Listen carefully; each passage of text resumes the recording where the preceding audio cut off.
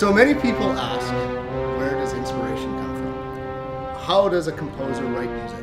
Where does this wellspring of creativity come from? Well, I guess the answer is as varied as the people that you talk to. But composers will find inspiration from the arts primarily, whether it's painting or whether it's literature.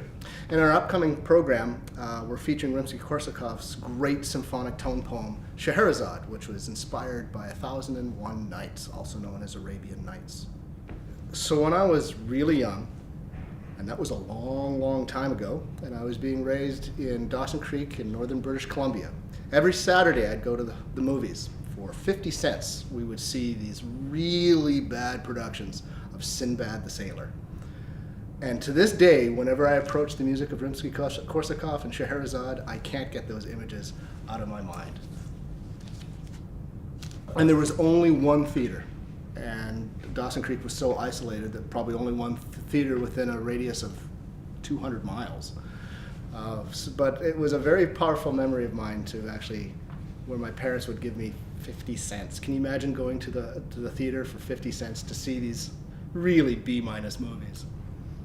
So it took a long time for Rimsky-Korsakov to mature as a composer. Today we know him as arguably one of the greatest composers of the golden age of Russian music making, in which he and a group of others called the Mighty Five struggled to find a truly nationalistic Russian sound.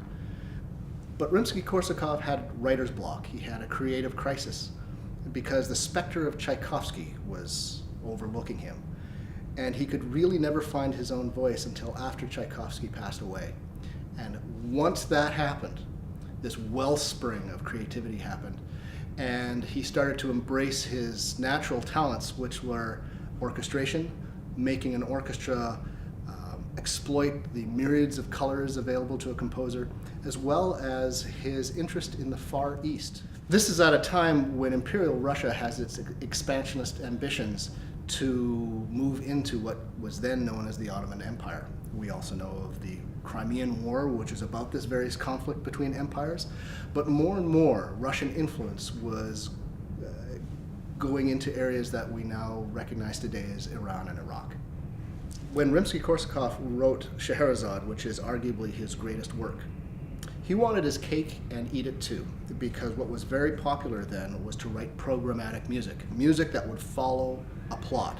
But at the same time, he wanted to write a work that could stand alone on its own merits, so that if you heard the work, even without looking at the titles or the program of the work, it would still make sense and be a satisfying musical experience for the audience. So in one of the earliest drafts of this piece, Rimsky-Korsakov just put generic titles at the beginning of each of his movements, titles like Allegro, how evocative is that, or Presto and the like.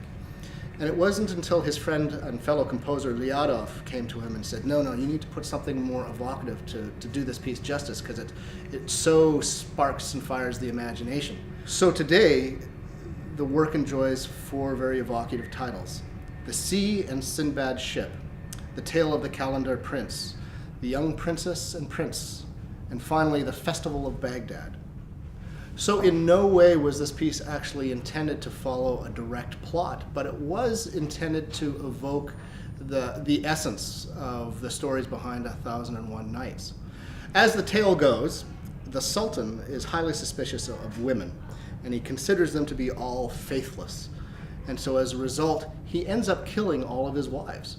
Well, he marries Scherezade, who realizes that her life is in danger, and her strategy for staying alive is to tell the Sultan all these evocative stories for 1001 nights. And at the end of this journey, the Sultan is so transfixed with her and her beauty and her intellect and her storytelling abilities that he spares her life and marries her. This plays out in the music in very specific ways. The very opening of the work has this very ominous and intimidating musical passage that is intended to represent the Sultan, and it of course is played by the trombones in a very forceful manner. That is the first character. As the piece unfolds, you'll hear this melody transform depending on the context of the work. Sometimes it's angry, sometimes it's wistful, sometimes it is triumphant, sometimes it is transfixed. in many ways, it is a character study on the moods of the Sultan as he's hearing all these great stories woven by Scherezade. The other principal character, of course, is Scherezade herself, that is personified by the concertmaster and the violin. Performing Scherezade is truly a dream come true for me. I have wanted to play this piece since I was 10 years old. I remember hearing this piece for the first time, and it is truly magical. It's what Rimsky-Korsakov does is he truly creates a whole world of fantasy, and it is like being inside a fairy tale when you listen to it.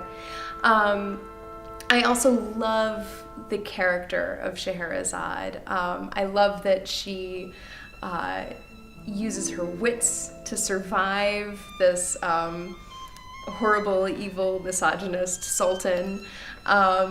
And I also love the progression of her character throughout the piece, because you can hear her getting stronger every time her theme on the violin comes back. So the first time you hear the theme, it's kind of very delicate and seductive, and by the time the fourth movement arrives, she is fully powerful, and it's just awesome.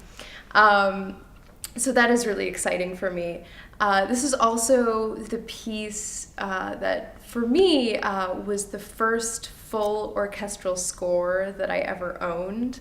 When I was 10 years old, my parents knew that my two favorite pieces in the world were Scherezade and Strauss to Eulenspiegel, and so that Christmas they gave me two full scores of that, which I think they thought more of my intellect at that age than it actually was, because like I could barely read my own music, let alone like a full score. But I had it, and I looked at it, and I thought it looked cool. So for me, I think of the memories that I have of that piece as a kid. I think this piece inspires a lot of violinists. I don't know a single violinist who doesn't hear this piece and like desperately want to play this solo. It is so iconic and so wonderful, and it showcases the violin so perfectly. It's so beautifully written, and it's just captivating. I think that it's not just for violinists. I think anyone who hears it will love it.